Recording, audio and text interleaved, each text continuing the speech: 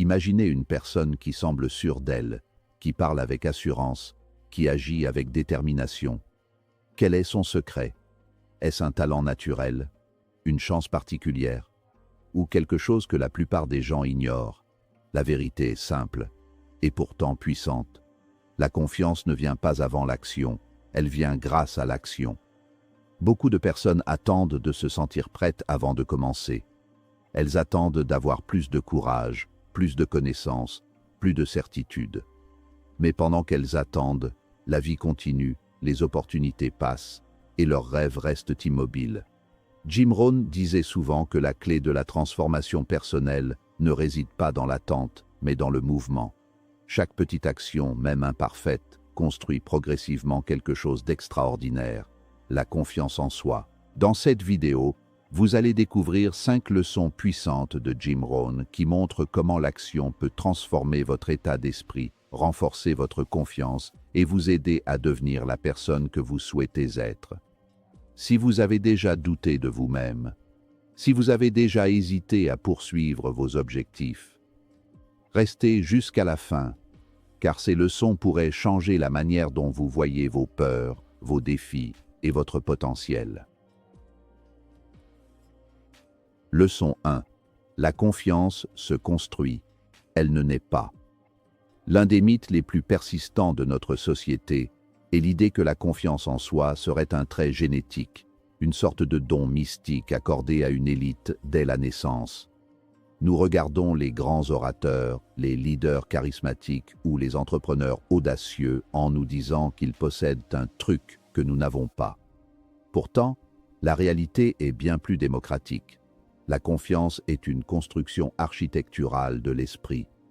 Elle ne descend pas du ciel. Elle s'édifie brique par brique, action après action.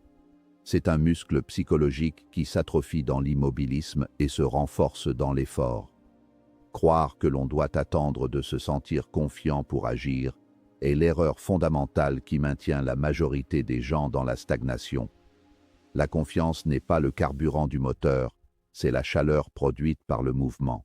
Chaque fois que vous relevez un défi, aussi minime soit-il, vous menez une enquête interne sur vos propres capacités.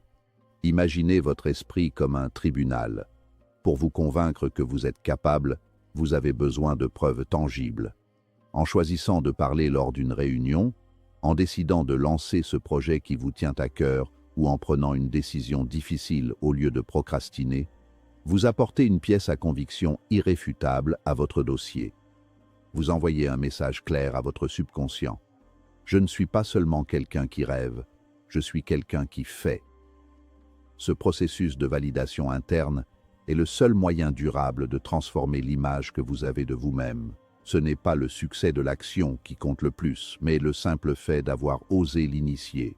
Il est crucial de comprendre que même un résultat imparfait, voire un échec apparent, nourrit votre confiance plus que l'inaction. Pourquoi? Parce que l'expérience vécue désamorce la peur de l'inconnu. La confiance ne signifie pas savoir que vous allez réussir à coup sûr. Elle signifie savoir que vous serez capable de gérer les conséquences si vous échouez. En agissant, vous apprenez que le monde ne s'écroule pas en cas d'erreur. Cette résilience est la forme la plus pure de la confiance. Par conséquent, la confiance n'est jamais le point de départ de l'aventure humaine, elle en est le fruit, la récompense tardive, mais solide de celui qui a accepté de marcher dans l'incertitude. Elle est le résultat d'une accumulation de preuves de courage. Leçon 2. Les petites actions créent de grands changements. Le piège de la réussite moderne est la recherche constante du coup d'éclat ou de la transformation radicale du jour au lendemain. Nous sommes fascinés par les sauts quantiques, oubliant que la nature et le succès durable fonctionnent par accumulation graduelle. Jim Rohn soulignait souvent que le succès n'est rien d'autre que quelques disciplines simples pratiquées chaque jour. À l'inverse, l'échec n'est que quelques erreurs de jugement répétées quotidiennement. Les grandes transformations ne naissent pas de décisions spectaculaires prises sous le coup de l'émotion, mais de la gestion rigoureuse de vos 24 prochaines heures. C'est dans le quotidien, dans l'infime et l'ordinaire, que se joue la bataille de votre destin. Considérez la puissance des intérêts composés appliqués au développement personnel. Lire seulement 5 pages d'un livre sérieux chaque jour peut sembler insignifiant à court terme. Pourtant, au bout d'un an, vous aurez absorbé la sagesse de plusieurs ouvrages majeurs, transformant radicalement votre perspective et votre vocabulaire. Passer cet appel difficile que vous repoussez sans cesse ne prend que 10 minutes, mais l'élan mental que cela procure peut propulser votre carrière pour les 10 prochaines années. Travailler 1 heure par jour sur un projet personnel, loin des distractions, finit par créer une œuvre que d'autres mettraient une vie à imaginer. Ces petites victoires sont les atomes de votre succès futur. Ces micro-actions ont un effet psychologique profond. Elles modifient votre identité narrative. Au début, vous devez vous forcer, car vous vous voyez encore comme quelqu'un de désorganisé ou de timide. Mais après 30 jours de petites victoires répétées, la preuve devient trop forte pour être ignorée. Votre dialogue intérieur change. Vous passez de la phase de doute « Est-ce que j'en suis capable ?» à une phase de certitude historique « Je l'ai déjà fait hier et le jour d'avant ». Cette accumulation crée une inertie positive. Une fois que la roue de l'action est lancée, elle demande beaucoup moins d'énergie pour continuer. Le grand changement n'est alors plus une montagne infranchissable, mais la suite logique d'un chemin déjà bien entamé. Leçon 3. L'échec est une partie essentielle de la confiance. La peur de l'échec est probablement le plus grand voleur de potentiel humain. La plupart des gens perçoivent l'échec comme un mur, une fin en soi ou une marque d'infamie sur leur caractère. Pourtant, pour celui qui cherche à bâtir une confiance inébranlable, l'échec doit être redéfini comme une donnée, une information nécessaire. Jim Rohn enseignait que le succès et l'échec ne sont pas des contraires, mais des partenaires de danse. On ne peut pas avoir l'un sans accepter l'invitation de l'autre. La confiance ne naît pas de l'absence d'erreur, mais de la disparition de la peur de faire des erreurs. C'est une nuance subtile qui change absolument tout dans la manière d'aborder la vie. Chaque erreur commise est en réalité une leçon de stratégie gratuite offerte par la réalité. Si vous lancez une entreprise et qu'elle échoue, vous n'êtes pas un échec. Vous êtes désormais un entrepreneur doté d'une expérience que l'on n'enseigne dans aucune école de commerce. Chaque difficulté rencontrée est une opportunité d'ajuster votre tir, de tester votre résilience et d'affiner votre caractère. Les personnes les plus confiantes au monde sont souvent celles qui ont le plus échoué, car elles ont découvert, par la pratique, que l'échec n'est pas mortel. Elles ont survécu à leurs erreurs, et cette survie leur a donné une autorité intérieure que ceux qui restent sur la touche ne connaîtront jamais. La véritable confiance, c'est de regarder un obstacle et de se dire « soit je réussis, soit j'apprends ». Dans les deux cas, vous gagnez. Cette mentalité supprime la paralysie de l'analyse. Les individus qui réussissent ne sont pas dotés d'une immunité contre l'échec. Ils ont simplement développé une plus grande tolérance à l'inconfort. Ils ont compris que le chemin vers la maîtrise est pavé de ratures. En acceptant l'échec comme une étape obligatoire du processus, vous vous libérez du perfectionnisme toxique. Vous apprenez à continuer là où les autres s'arrêtent, et c'est précisément cette persévérance dans l'adversité qui finit par convaincre votre esprit de votre propre valeur et de votre force. Leçon 4. La discipline crée la confiance durable. Il existe une différence fondamentale entre la motivation et la discipline. La motivation est une émotion volatile, souvent déclenchée par des facteurs externes, une vidéo inspirante, un discours, une nouvelle année. C'est une étincelle, mais on ne bâtit pas un foyer durable avec de simples étincelles. La discipline, en revanche, est le bois qui nourrit le feu.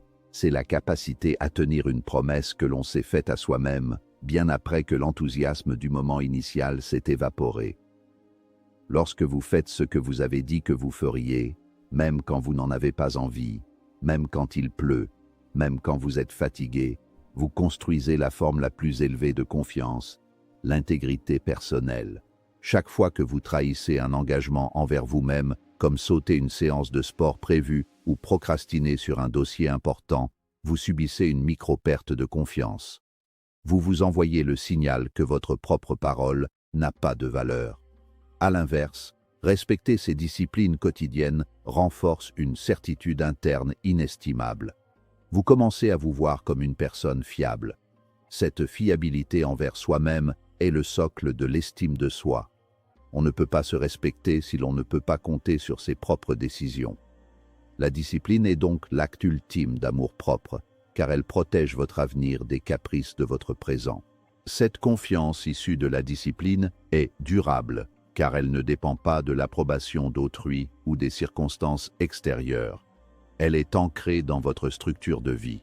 Quand vous savez que vous avez la discipline nécessaire pour apprendre une nouvelle langue, épargner de l'argent ou maintenir une éthique de travail rigoureuse, vous n'avez plus peur des crises économiques ou des changements de carrière. Vous savez que vous possédez la méthode pour vous reconstruire.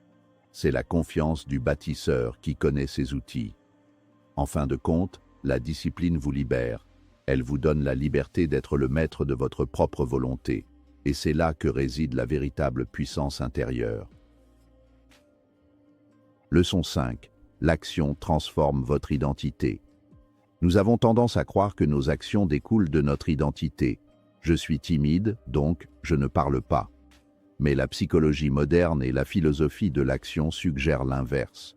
Notre identité découle de nos actions répétées. Vous êtes ce que vous faites de manière répétée. Si vous passez vos journées à créer, vous êtes un créateur. Si vous passez vos journées à aider, vous êtes un altruiste. Votre identité n'est pas une essence figée dans le marbre depuis votre enfance. C'est un récit fluide que vous réécrivez chaque matin par vos choix. L'action est le pinceau qui peint le portrait de qui vous êtes. Pour devenir quelqu'un de nouveau, vous n'avez pas besoin d'une épiphanie spirituelle, vous avez besoin d'un changement de comportement. Si vous agissez comme une personne courageuse, en affrontant vos peurs au lieu de les fuir, votre cerveau finit par intégrer cette nouvelle donnée. Il se dit « Tiens, j'ai agi avec courage, je dois donc être quelqu'un de courageux. » C'est ce qu'on appelle la théorie de l'auto-perception. En changeant ce que vous faites, vous changez ce que vous croyez être. C'est une libération extraordinaire, car cela signifie que vous n'êtes pas prisonnier de votre passé. Chaque jour est une nouvelle opportunité de voter pour la personne que vous souhaitez devenir. Chaque action compte, car chaque action est un vote pour un système de croyances. Même la plus petite action, comme ranger son bureau ou terminer une tâche ingrate, est un témoignage en faveur de votre nouvelle identité de personne ordonnée et efficace. Au fil du temps, ces témoignages s'accumulent jusqu'à ce que votre ancienne identité s'efface naturellement, faute de preuves. Vous ne simulez plus, vous incarnez. Cette transformation de l'être par le faire est le voyage ultime de la croissance personnelle. La confiance n'est alors plus un effort, elle devient votre état naturel, car elle est alignée avec la réalité de vos actes quotidiens. Construire la confiance en soi n'est pas un mystère réservé à quelques personnes privilégiées. C'est un processus accessible à tous, basé sur une vérité simple mais puissante.